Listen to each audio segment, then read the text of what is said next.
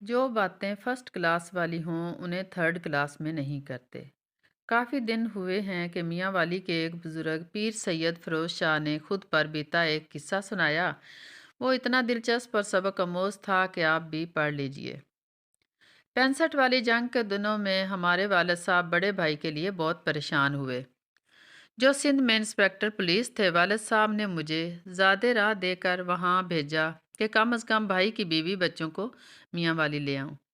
وہ سمجھتے تھے کہ میاں والی جنگی اثرات سے محفوظ رہے گا۔ میں ان دنوں تعلیم سے فارغ ہوا تھا، چنانچہ والد صاحب کے حکم پر روانہ ہوا۔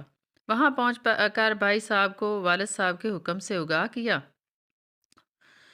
بھائی صاحب کہنے لگے، والد صاحب سے کہنا فکر نہ کریں، یہاں کوئی ایسی کیفیت نہیں ہے، میں اور میرا خاندان پوری طرح محفوظ ہیں، اور اگر ایسی کوئی صورتحال دکھی تو میں ایسا ہی کروں گا جیسا وہ چاہتے ہیں، اور تم اب آ ہی گئے ہو تو 2-3 دن رکو اور پھر واپس چلے جانا۔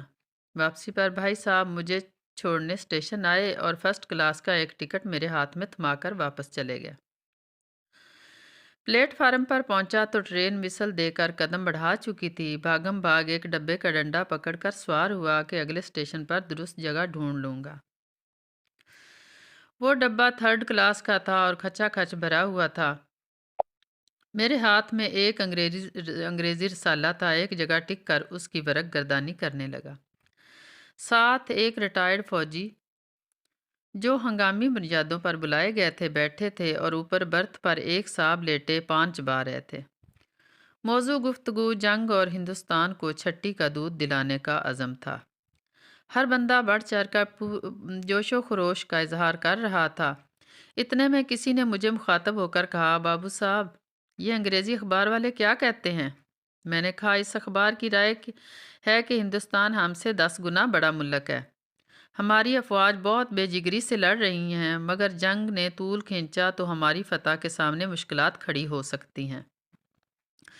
اتنا سننا تھا کہ برتھ پر بیٹھے ہوئے صاحب پیراشوٹر کی طرح چھلانگ لگا کر نیچے اترے اور پان کی پیک میری قمیض پر تھوک کر میرے منہ پر تھپڑ جڑ دیا اور نعرہ مارا کہ ہندو کی اتنی جرات جو ہمیں سبق سکھا سکیں۔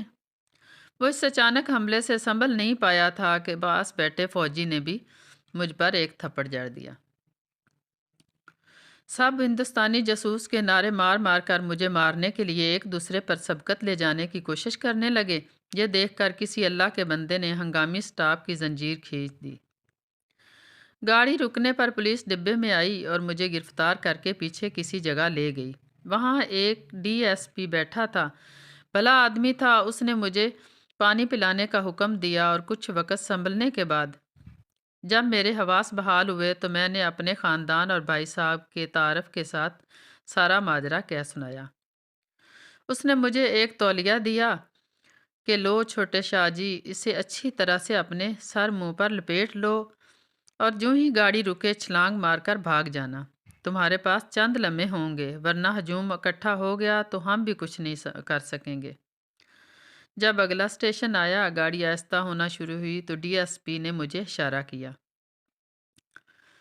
میں نے قدم اٹھاتے ہوئے ممنونیت سے اسے دیکھا تو اس نے میری طرف انگلی اٹھا کر اشارہ کیا۔ ایک بات کہی، شاہ جی، ایک بات یاد رکھنا، جو باتیں فرسٹ کلاس والی ہوں انہیں تھرڈ کلاس میں بیٹھ کر نہیں کرتے۔ اور جاتے جاتے آپ سے اپیل ہے کہ لائک اور سبسکرائب کرنا نہ بھولیں۔